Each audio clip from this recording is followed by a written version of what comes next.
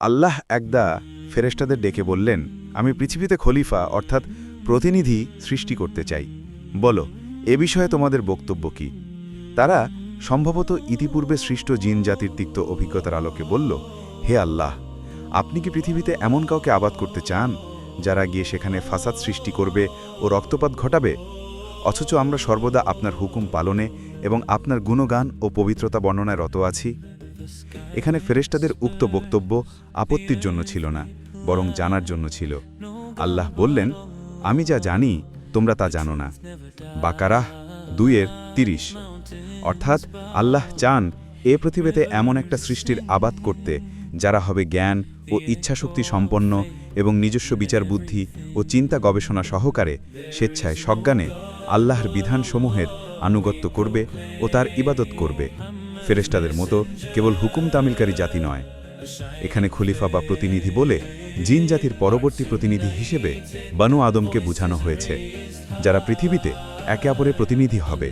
ইবনু কাসির। অথবা এর দ্বারা আদম ও পরবর্তী ন্যায়নিষ্ঠ শাসকদের বোঝানো হয়েছে, যারা জনগণের মধ্যে আল্লাহর আনুগত্য ও ইনসাফপূর্ণ শাসক প্রতিষ্ঠার মাধ্যমে আল্লাহর প্রতিনিধিত্ব করবে। কেননা ফাসাদ সৃষ্টিকারী ও অন্যায় রক্তপাতকারী ব্যক্তিরা আল্লাহর প্রতিনিধি নয়। ইবনু জারির। তবে প্রথম ব্যাখ্যাই অগ্রগণ্য, যা ফেরেশতাদের জবাবে প্রতীয়মান হয় যে এমন প্রতিনিধি আপনি সৃষ্টি করবেন যারা পূর্ববর্তী জিন জাতির মতো পৃথিবীতে গিয়ে ফাসাদ ও রক্তপাত ঘটাবে। বস্তুত জিন জাতির উপরই কিয়াস করেই তারা এরূপ কথা বলে থাকতে পারে। ইবনু কাসির। অতঃপর আল্লাহ আদমকে সবকিছুর নাম শিক্ষা দিলেন। সবকিছুর নাম বলতে পৃথিবীর সূচনা থেকে লয় পর্যন্ত ছোট বড় সকল সৃষ্ট বস্তুর ইলম ও তা ব্যবহারের যোগ্যতা তাঁকে দিয়ে দেওয়া হলো, যা দিয়ে সৃষ্ট বস্তু সমূহকে আদম ও বনু আদম নিজেদের অনুগত করতে পারে এবং তা থেকে ফায়দা হাসিল করতে পারে।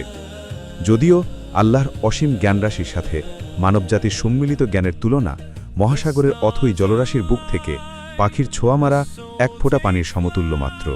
বলা চলে যে আদমকে দেওয়া সেই যোগ্যতা ও জ্ঞান ভাণ্ডার যুগে যুগে তার জ্ঞানী ও বিজ্ঞানী সন্তানদের মাধ্যমে বিতরিত হচ্ছে ও তা দ্বারা জগৎ সংসার উপকৃত হচ্ছে। আদমকে সবকিছুর নাম শিক্ষা দেওয়ার পর শ্রেষ্ঠত্ব প্রমাণের জন্য আল্লাহ তাকে ফেরেশতাদের সম্মুখে পেশ করলেন। কোরআনে কেবল ফেরেশতাদের কথা উল্লেখিত হলেও সেখানে জিনদের সদস্য ইবলিসও উপস্থিত ছিল। কাহাফ 18:50।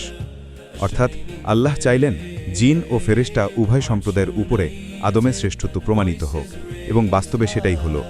তবে যেহেতু ফেরেশতাগণ জিনদের চেয়ে শ্রেষ্ঠ ও উচ্চ মর্যাদা সম্পন্ন, সেজন্য কেবল তাদের নাম নেওয়া হয়েছে। আর দুনিয়াতে জিনদের ইতিপূর্বেকার উৎপাত ও অনাচার সম্বন্ধে ফেরেশতারা আগে থেকেই অবহিত ছিল। সে কারণ তারা মানুষ সম্বন্ধেও একইরূপ ধারণা পোষণ করেছিল এবং প্রশ্নের জবাবে নেতিবাচক উত্তর দিয়েছিল। উল্লেখ্য যে আল্লাহ জিন জাতিকে আগেই সৃষ্টি করেন গনগনে আগুন থেকে। হিজর 15:27। কিন্তু তারা অবাধ্যতার চূড়ান্ত করে। আদমকে ফেরেশতাদের সম্মুখে পেশ করার পর আল্লাহ ফেরেশতাদেরকে ওই সব বস্তুর নাম জিজ্ঞেস করলেন, কিন্তু সঙ্গত কারণেই তারা তা বলতে পারল না। তখন আল্লাহ আদমকে নির্দেশ দিলেন এবং তিনি সবকিছুর নাম বলে দিলেন।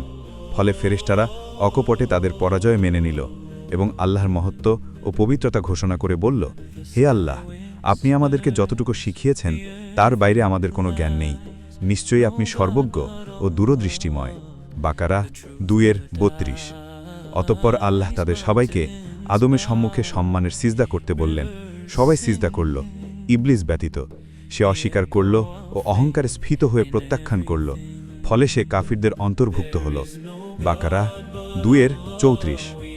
ইবলিস ওই সময় নিজের পক্ষে যুক্তি পেশ করে বলল, আমি ওর চাইতে উত্তম, কেননা আপনি আমাকে আগুন দ্বারা সৃষ্টি করেছেন আর ওকে মাটি দ্বারা সৃষ্টি করেছেন। আল্লাহ বললেন, তুই বের হয়ে যা, তুই অভিশপ্ত, তোর উপরে আমার অভিশাপ রইল পুনরুত্থান দিবস পর্যন্ত। সদ 38:76-78। আর রাফ 7:12।